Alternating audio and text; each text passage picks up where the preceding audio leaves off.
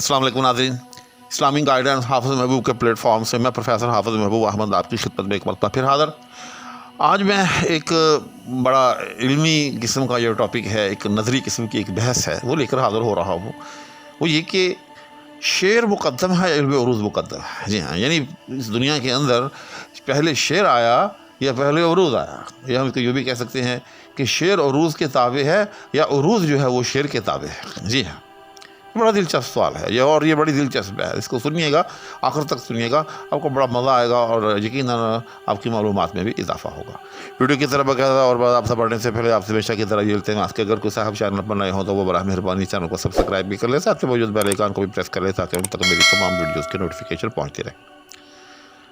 तो याद रखिएगा कि जब से इंसान इस दुनिया में आया है उसने गुफ्तगू करना शुरू की है। जी, तो उसी गुफ्तगू के अंदर उसने जो है जब कभी कभी बावज़न गुफ्तगू की, जी हाँ, और कभी कभी जज्बात में आकर गुफ्तगू की, उसी को जो है वो शेर का नाम दिया गया। जी हाँ, क्योंकि जज्बात से लबरेज़ और किसी ख़ास आहंग के अंदर जब भी उसने कोई लाइन, कोई सतर कही तो आगे से आगे नकल होना शुरू हो गई, वो आगे से आगे कोट होना शुरू हो गई। जी, उसी को जो है फिर बाद में जो है वो शेर के साथ जो है वो मौसूम जो है वो किया गया।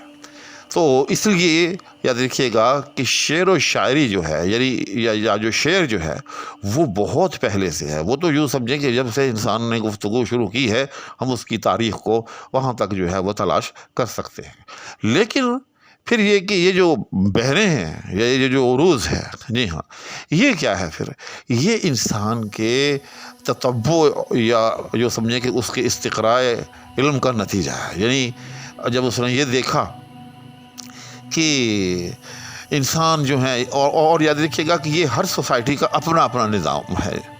निज़ामुल उरूज़ जो है ये हर सोसाइटी का, हर मुआशरे का अपना अपना है, उसकी ज़बान के आहंग के मुताबिक, उसकी ज़बान का जो मिजाज है, वहाँ के रहने वाले लोगों का जो तरीक़ा गुफ्तगू है उसके मुताबिक। तो बहरहाल सबसे पहले हमें ये फिर खलील नहवी के यहाँ से ये चीज़ नज़र आती है। इंशाअल्लाह जो तारीख़ उरूज़ है मैं इस पर आपको एक अलग से जो है वीडियो बना कर दूँगा। सर दर से मैं अपने मौजू की तरफ ही आता हूँ कि ये उसके शेर उरूज़ के ताबे है या कि उरूज़ शेर के ताबे है। तो जो शेर है वो पहले है, याद रखिएगा। उरूज़ जो है वो शेर के ताबे है, वो शेर के पीछे पीछे चल रहा है। ताबे होने का मतलब होता है जो किसी की इत्तेबा करे, जो किसी के पीछे पीछे चले। जी हाँ, तो उरूज़ जो है वो शेर के पीछे पीछे चला है। वो कैसे पीछे पीछे चला है कि उरूज़ियों ने जब ये देखा कि इस किस्म के औज़ान अगर कहीं हों या इस किस्म के आहंग कहीं हों तो लोग उनमें गुफ्तगू करते हैं। जी हाँ, तो फिर उरूज़ियों ने जो है इसी में फिर खलील नहवी का नाम जो है हमेशा सबसे पहले लिया जाता है कि वो पायनियर है, इस हवाले से मुजिद है। जी हाँ, तो उन्होंने जो है वो मुख्तलिफ़ अशआर को जो है वो जब गौर से देखा तो उसमें उन्हें ये दिखाई दिया कि ये चंद ऐसे आहंग हैं कि इन आहंगों के अंदर या इन तर्ज़ों के अंदर या इन लयों के अंदर जो है लोग जो हैं वो अक्सर जज्बात से लबरेज़ गुफ्तगू करते हैं। जी हाँ, और इन आहंगों को लोग जो है वो आगे कोट करते हैं, इनको याद रखते हैं। तो उन अरूज़ियों ने या उन अहले इल्म ने उनको जो है फिर वो बाकायदा जो है वो बहर का नाम दे दिया, और बहर का नाम देने के बाद उनको जो है वो बाकायदा मुनसबत कर लिया। और यही से जो है फिर अरब के अंदर जो है वो सबसे पहले जो है वो 15 बहरें जो हैं कही जाती हैं कि वो मुनसबत हुई, मार्द वजूद में आई। उसके बाद फिर ईरानियों ने इसके अंदर जो है वो मज़ीद जो है 4 बहरों का इजाफ़ा किया। इस तरह से कुल 19 बहरें जो हैं वो हो गई। और हम जो अहले हिंद हैं, हम जो उर्दू बोलने वाले हैं, हमने फिर इनमें से इन 19 बहरों में से वो बहरें जो हमारे उर्दू मिजाज के मुताबिक थीं उनको इस्तेमाल करना शुरू कर दिया। कुछ बहरों को बैने ही इस्तेमाल करना शुरू कर दिया, और कुछ के अंदर हमने जो है ज़िहाफ़ात या ज़िहाफ़ को अमल में लाकर जो है अपने मुताबिक उनको जो है वो ढाल लिया। इस तरह से हम ये बिला तअम्मुल कह सकते हैं कि पहले जो है वो शेर है, उरूज़ जो है वो बाद में है। इसकी मिसाल आप यूँ भी समझ सकते हैं कि उसी तरह से बयान, जिस तरह से अरबिक लैंग्वेज है या कोई भी ज़ुबान होती है उसकी एक ग्रामर होती है।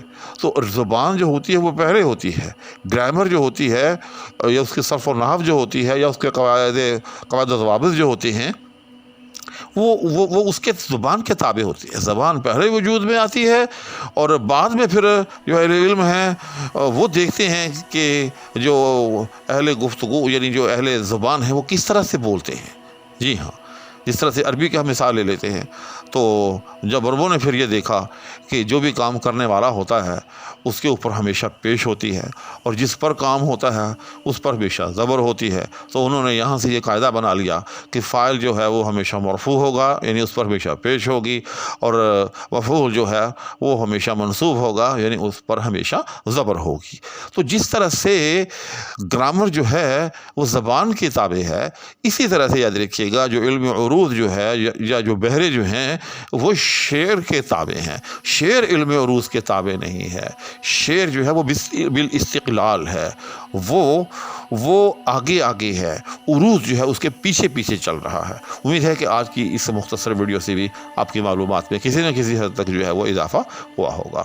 اس التماس کے ساتھ کہ چینل کے ساتھ جڑے رہیں، آگے سے آگے اس کو شیئر بھی کرتے رہیں اور اس کی ویڈیوز کو لائک بھی کرتے رہیں. اگر کوئی چیز پوچھنی ہو تو کمنٹس کے اندر جو ہے وہ پوچھتے بھی رہیں. آپ سے اجازت چاہوں گا. اللہ حافظ.